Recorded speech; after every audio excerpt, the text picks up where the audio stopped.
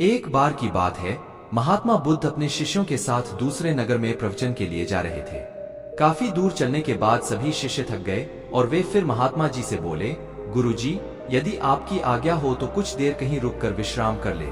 महात्मा जी बोले, वत्स, कहीं उचित स्थान देखकर हम वही विश्राम करेंगे। फिर कुछ देर चलने के बाद उन्हें एक खेत दिखाई दिया।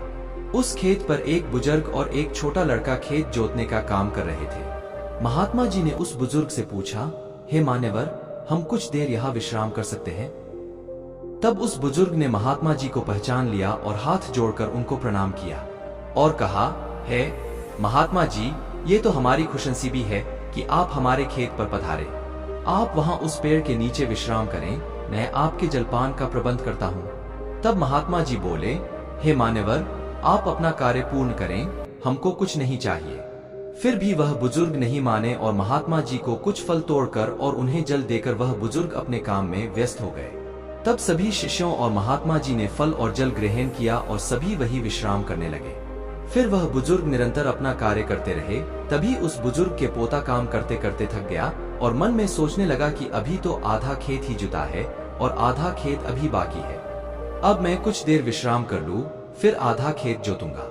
ऐसा सोचकर वह एक पेड़ के नीचे जाकर विश्राम करने लगा।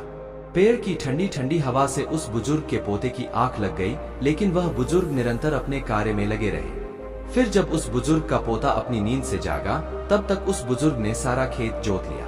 वह नजारा महात्मा जी और उनके शिष्यों ने देखा।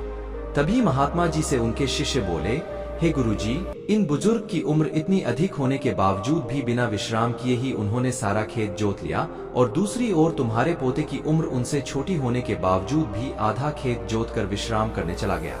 ऐसा जोश सराहनीय है। उन बुजुर्ग में ऐसा जोश देखते ही बन रहा है, और वही उनका पोता आलस्य में आकर विश्राम करने चला गया। तभी महात्मा जी बोले, हे वत्स, तुम्हारा कहना उचित है, पर ऐसा इसलिए हुआ क्योंकि उस बुजुर्ग का ध्यान केवल खेत जोतने पर था, न कि शरीर की थकावट पर। वही दूसरी ओर उस बालक का ध्यान खेत की जुताई पर न होकर शरीर की थकावट पर था। इससे हमें यह शिक्षा मिलती है कि अपना ध्यान हमेशा लक्ष्य पर केंद्रित रखें और अन्य कहीं नहीं। यह कहकर महात्मा जी और उनके शिष्य उस बुजुर्ग का अभिवादन करके अपने मार्ग पर चल दिए। इस कहानी के माध्यम से हमने देखा कि एक सफल जीवन के लिए ध्यान और समर्पण का महत्व क्या है।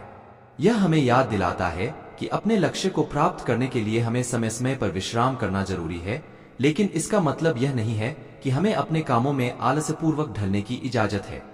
सही ध्यान और समर्पण से हम समस्त चुनौतियों का सामना कर सकते हैं और अपने लक्ष्य की प्राप्ति में सफल हो सकते हैं। Thanks for watching.